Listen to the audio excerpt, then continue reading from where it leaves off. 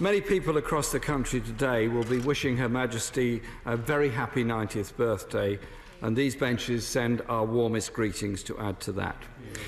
May I say, Mr. Speaker, as a relatively young whippersnapper, I'm fully in favour of our country having leaders of a finer vintage. Today, we're talking about a highly respected individual who is 90. And, Mr. Speaker, whatever differing views people across this country have about the institution, the vast majority share an opinion that Her Majesty has served this country and has overwhelming support with a clear sense of public service and public duty, as the Prime Minister just indicated. She's carried out that duty with enormous warmth.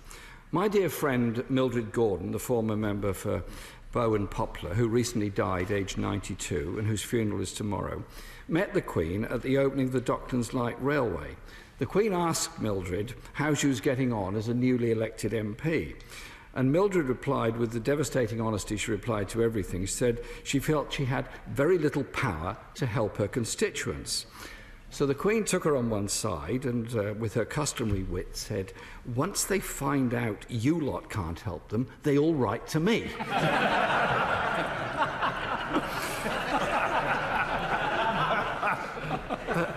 Her Majesty was born less than a month before the general strike, the first daughter who would later and unexpectedly become heir to the throne. Was born 2 years, as the Prime Minister pointed out, before all women in Britain got the vote.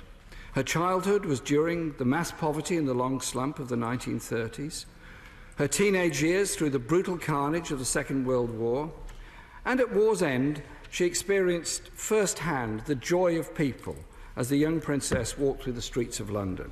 A very moving oral history that I'm very pleased was replayed on Radio 4 this morning. Oral history of our time and our lives, indeed before the times of most of us in this House today. She became Queen at just 25 years old following the death of her father, and she's reigned for nearly 64 years, the longest reigning monarch in our history. At that time, in that time, our country has become a better and more civilised place. We've enacted equality legislation, we've ended colonialism, we've created the National Health Service, the welfare state and the Open University. And as head of the Commonwealth, she's been a defender of this incredible multicultural global institution for which we're all very grateful, the way she stood up for the Commonwealth and visited, I think, every country within the Commonwealth. And the Prime Minister was quite right to draw attention to her historic visit to Ireland in 2011 and the way she spoke in the Irish language at the reception that was held for her in Dublin during that visit.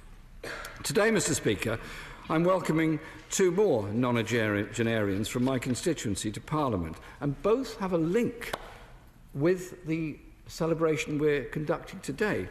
Iris Monaghan and George Durack. Iris was born in what is now the Republic of Ireland, but was then part of Britain. She came to London in 1951, before the coronation, and was a Crown civil servant in the Inland Revenue. She's helped collect taxes ever since 1951, which has helped to keep us all in the state to which we're accustomed.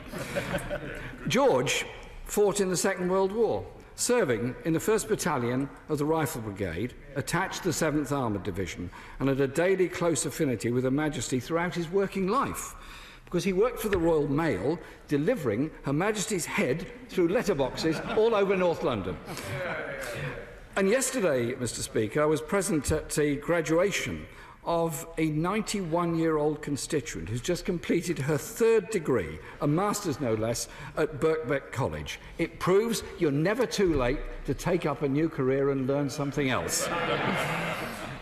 It is their generation, the Queen's generation and my parents' generation, that defeated the horrors of fascism in Europe, that endured the privations of the post-war era, who built a more civilised and equal Britain.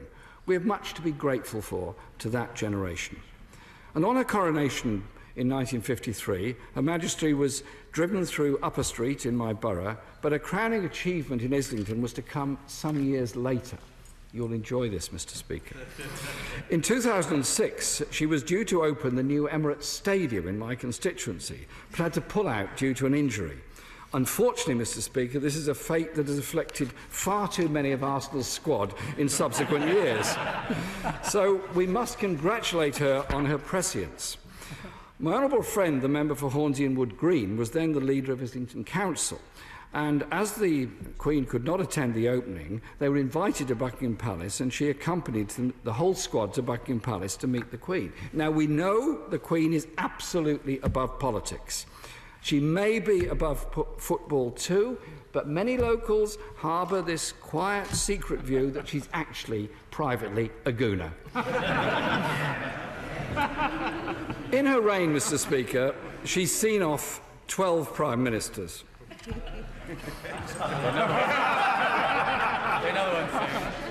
Whilst recently I attended my first state dinner, she's received over 100 state visits and visited, as the Prime Minister indicated, well over 100 countries on our behalf.